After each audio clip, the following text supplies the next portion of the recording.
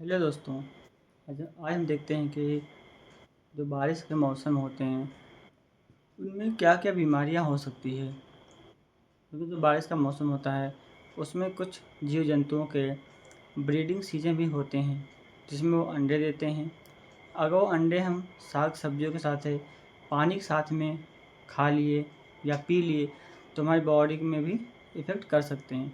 तो आज देखते हैं क्या क्या बीमारियां हो सकती हैं जो बारिश के मौसम में आती हैं। तो सबसे पहले देखते हैं डेंगू। डेंगू क्या होता है कि डेंगू में बहुत तेज़ बुखार हो जाएगा, जोड़ों में दर्द होगा, शरीर में दर्द होगा, बुखार बार बार आएगा। तो ये होते हैं लक्षण, डेंगू के लक्षण होते हैं। अब डेंगू का बचाव क्या है?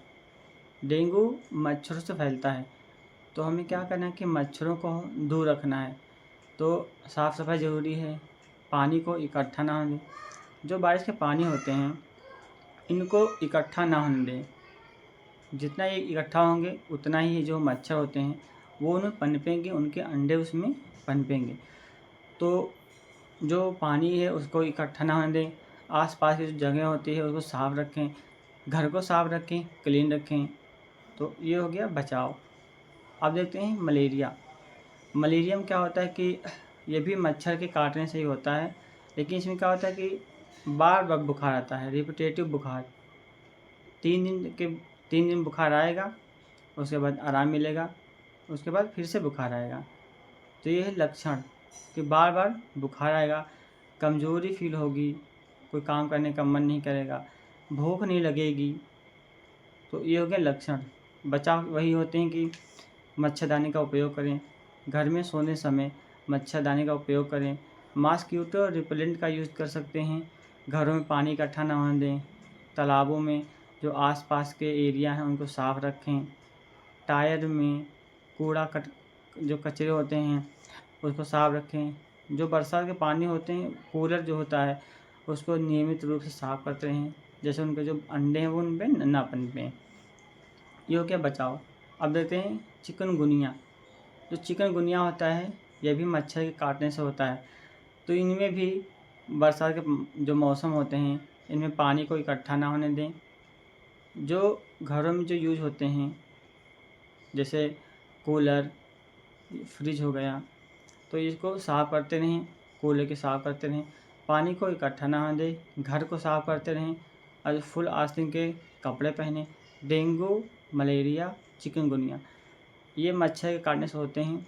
तो हमें क्या करना है कि पूरी बाहीं के हमें कपड़े पहनने हैं, शर्ट पहनने पूरे बाहीं के और पैंट पहनना है फुल, जिससे मच्छर हमको काट ना सकें। मॉस्क्वीटो रिपेलेंट का यूज़ कर सकते हैं, जो लोशन के फॉर्म में आता है। उससे लगाने से क्या होता है जो मच्छर होते हैं वो हमसे दूर रहते हैं। तो साफ़ सफाई बहुत ज़रूरी है, आसपास गंदगी ना रहें। ये सब करेंगे तो मच्छर से हमें बचा सकते हैं। देखते हैं टाइफाइड। टाइफाइड का तो उसमें पेट दर्द होगा, चक्कर आएगा, मतली होगी, उल्टी होगा, पेट में दर्द होगा, शरीर में दर्द होगा। तो ये हो गए लक्षण टाइफाइड के। बचाव क्या होते हैं कि जो जो खाना होता है, जो पानी होता है, उसको हम अच्छे से जो साग सब्ज़ी लाते हैं मार्केट से अच्छे से धो के खाने चाहिए। कभी कभी कुछ जो जीव होते हैं उनके जो अंडे होते हैं वो हाई टेम्परेचर पे भी ज़िंदा रहते हैं। तो हमें अच्छे से वॉश करके ही खाना है। पानी को अच्छा से फ़िल्टर करके या पानी को गर्म करके ठंडा होने दीजिए, तब पिए। ये हो गया मलेरिया के बचाव। जितना साफ़ सुथरा खाना और पानी पिएंगे उतना ही टाइफाइड से दूर रहेंगे।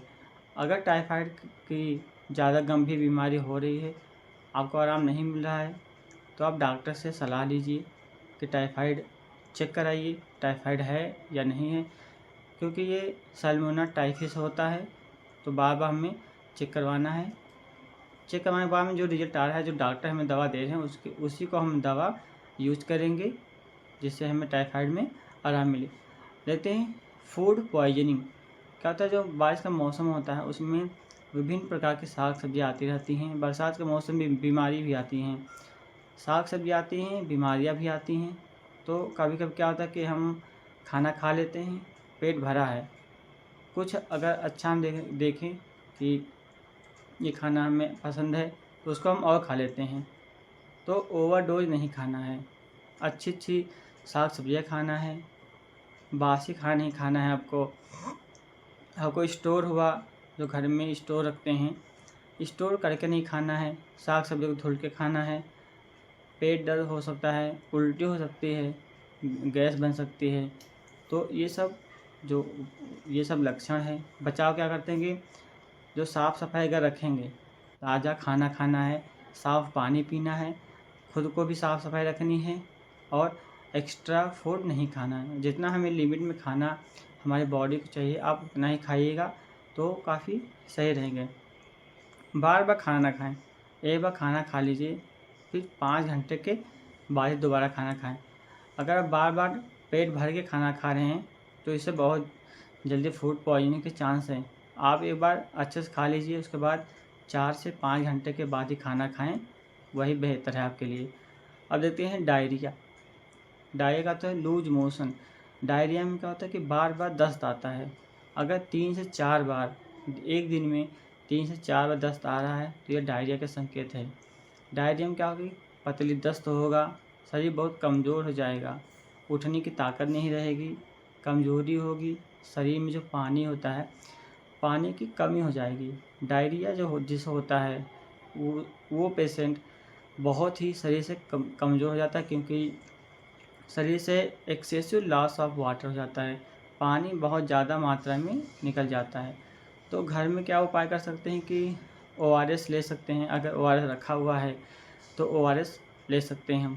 जितना 1 लीटर में 1 पाउच मिलाएंगे ORS, उसको 24 घंटे के अंदर पी जाना है। अगर ORS नहीं है तो आप घर पे बना सकते हैं।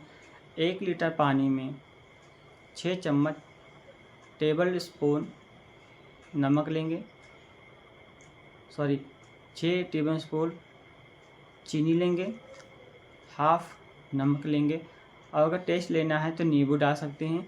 सभी को अच्छे से घोल बना के 24 घंटे के अंदर इसको हमें पीना है, थोड़ा थोड़ा करके पूरा ख़त्म कर देना है।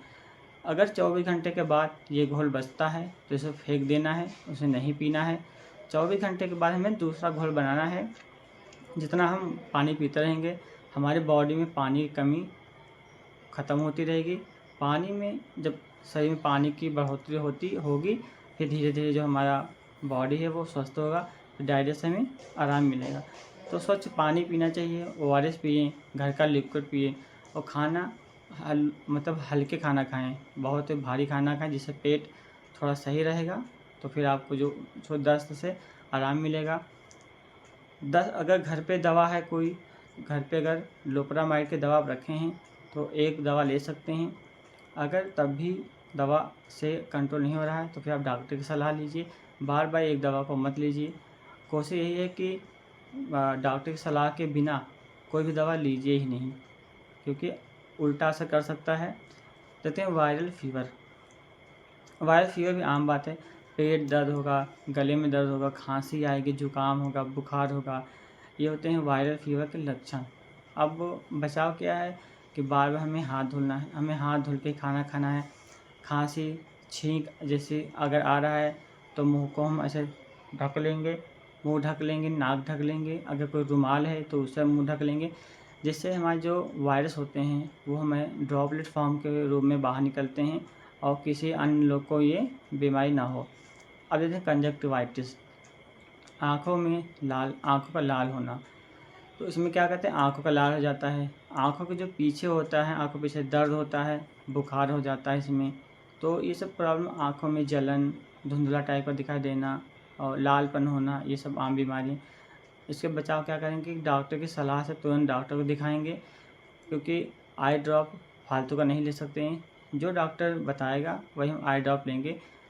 साफ पानी से आँख धुलते रहेंगे और दवा का जो है वो डालते रहेंगे। तो ये हो गया आज के लिए कि बरसात में कौन कौन सी बीमारियां हो सकती हैं, उनके लक्षण क्या हैं, उनके बचाव क्या हैं। तो आज के लिए बस इतना ही। वीडियो अच्छी लगे तो वीडियो को लाइक, शेयर, कमेंट और चैनल को सब्सक्राइब करिए, जिससे